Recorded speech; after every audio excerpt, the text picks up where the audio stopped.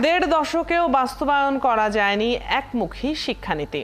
অন্তত 4 ধারার শিক্ষা ব্যবস্থা দেশে ও সমাজে বৈষম্য সৃষ্টির অন্যতম কারণ বলছেন শিক্ষাবিদরা। যদিও শিক্ষার এই নানা মাধ্যমকে বৈচিত্র্য বলেই মনে করছেন শিক্ষামন্ত্রী।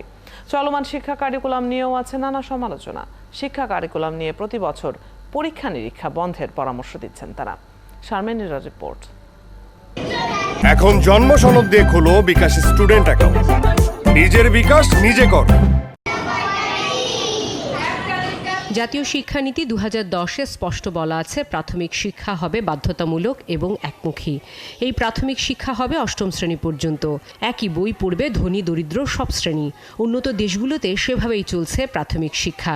কিন্তু বাংলাদেশের শিক্ষানীতি থাকলেও তার কোনো প্রতিফলন নেই। যদিও বিষয়টিকে নানা মাধ্যমের বৈচিত্র্য বলতে চান শিক্ষামন্ত্রী। প্রক্রিয়ার মধ্যে বৈচিত্র্যটি সেটা সারা বিশ্বে আছে। বৈচিত্র্য থাকবে, সরকারের লক্ষ্য থাকে যাতে যেই পদ্ধতিতেই বা যেই প্রক্রিয়াতেই শিক্ষার্থী তার শিক্ষা জীবনের একটা স্তরধাপ অতিক্রম করবে, তাদের যাতে করে একটা নির্দিষ্ট মান, ন্যূনতম নির্দিষ্ট মান সেটা বজায় থাকে। ইংরেজি ও কওমি মাদ্রাসা ভিত্তিক শিক্ষা বরাবরই সরকারের সব রকম নিয়ন্ত্রণের বাইরে থাকছে।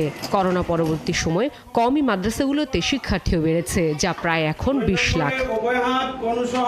মাধ্যম আলাদা হলেও বাংলাদেশের ইতিহাস, ঐতিহ্য ও সংস্কৃতির মতো 5টি বিষয় গুরুত্ব দিয়ে শিক্ষার্থীদের জানাতে হবে বলছেন রাশেদা কে চৌধুরী। ঠিক আছে, বিভিন্ন ধারা চলবে, কিন্তু ন্যূনতম একটা জায়গায় থাকতে হবে ইংরেজি মাধ্যম, ধর্মীয় মাধ্যম, মূলধারা। সেটা তো বাস্তবায়ন আমরা করতে পারিনি। কিছু কিছু ক্ষেত্রে করা হয়েছে, যেমন ন্যূনতম 5টি বিষয় বাংলাদেশের সংস্কৃতি তার মধ্যে আছে, ইতিহাস ঐতিহ্য আছে, সেগুলো তো মনিটরিংয়ের কোনো ব্যবস্থা নাই। তবে ধারার চেয়ে বারবার কারিকুলাম বদল বা নানা পরীক্ষা নিরীক্ষা ও মূল্যায়ন পদ্ধতিতে পরিবর্তন নিয়ে ক্ষুব্ধ অভিভাবকদের সাথে সুর মেলান প্রবীণ এই শিক্ষক। আমি শিক্ষার যে পদ্ধতি বা শিক্ষার যে ক্রম, এইটা নিয়ে যে পরিবর্তনগুলো আসছে, সেই পরিবর্তনগুলো কোনোটাই আমাদের উপকারে আসে না। ইংরেজি মাধ্যমের ক্যারিকুলাম কিন্তু একই রকম থাকছে। পরিবর্তন এমনকি মাদ্রাসাতেও তেমন ঘটছে না। ঘটছে সেটা হচ্ছে মূল ধারা, এবং মূল ধারাটা দুর্বল হয়ে যাচ্ছে। বলেন, কেবল প্রজেক্ট কিংবা প্রযুক্তি দিয়ে শিক্ষার্থীরা শিখবে না।